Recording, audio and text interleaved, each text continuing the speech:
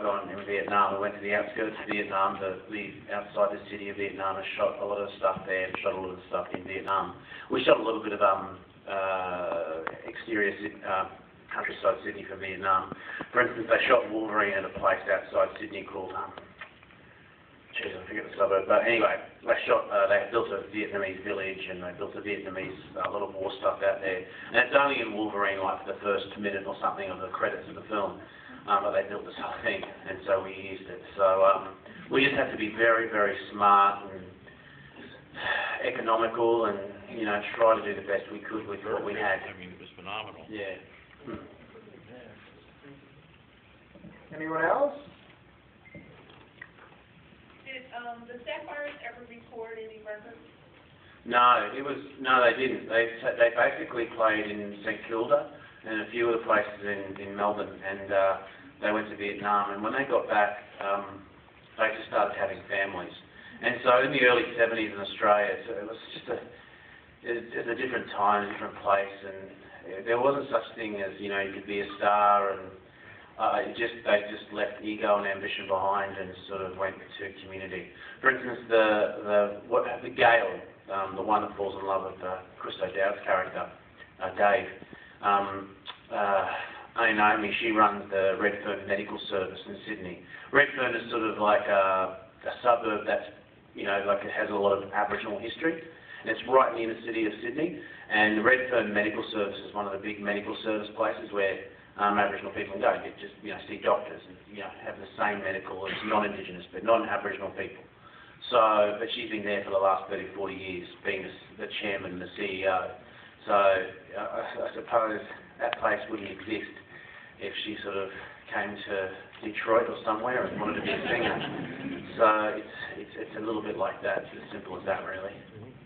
But they're making up for lost time because, just the four ladies, and it's a beautiful family. The four ladies were in Melbourne at the opening night of the Melbourne International Film Festival, and that was just after Ken, standing ovation for them. And so they've been sort of at a lot of events ever since. And Jeffrey Rush was there that night. He's the patron of that festival, and he's like, "Can I get your autograph?" So they go back to work as anyone does, and because reality bites, but they're getting some stuff now, which is great. Some recognition. Julie had her chance to possibly go on. She just let it go at that point? Yeah, Julie had her chance to possibly to get somewhere, but it's just the same sort of similar story. And that's Tony's mum, that character was based on. Right, I got it. So, and when she went to Vietnam, Auntie Laurel Briggs, she had Tony. Tony was 1 year old, but the family looked after him. That was a big thing for her to go to Vietnam and go with the girls because she was leaving her son behind. And I think she feels a little bit of guilt these days. Just a touch. It's just one of those things. But it just happened like that. But she let it go. She let it go. She just came back and worked with Auntie at the Redfern Medical Service as well. So they're all about in their 60s at this point? Oh, I wouldn't ask that of them. I don't know. I think they're in their early 50s, So, guessing maybe, yeah. No, of course. Right, but this one Vietnam. 68, 40, yeah. You can work it out, I suppose. Yeah. Don't go any higher than 78 in there. So. Please, I didn't say that. First of all, great work. That was a great job. Secondly, a young lady would like to know if there's fashion pieces that's going to be coming out. There's a lot of great pieces in there.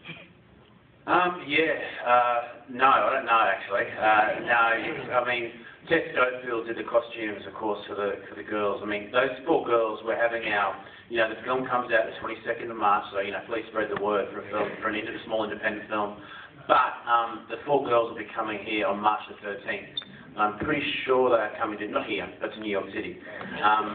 So they'll be bringing something in with them, but what's that book? You won't be able to see it. But no, the costumes are still there somewhere, and you never know what might happen with the film. But at this stage, you do. Last question? Right there. Oh, but sorry, Andrew, the CD, There's a CD coming out too with all that music. It's yeah, so it'll be, I think Columbia releasing it soon. I'm not too sure when, but I was, to be honest, after we finished the film, 2 years, I was sick of soul music. If I heard another song, I was like, oh, I just don't want to hear. Don't turn her off, please, no, come on. Land of a Thousand Dances, 1, 2, 3, I was like, no. But when the CD did come out, like, you get a free one or whatever, you're the director.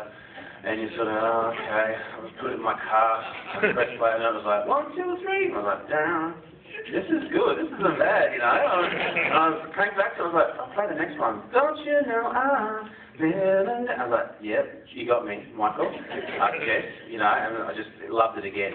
So it's yeah, anyway, but I was with the film for a while, so please forgive me. But the CD's there as well. There was one part I didn't quite understand. Yeah. It seemed like when they brought him, you never saw them get paid, but when they brought him the money, it seemed like he gambled it away. Yes. Am I wrong? No, you're right. He had a bit of a drinking and alcohol sort of problem, but not too much.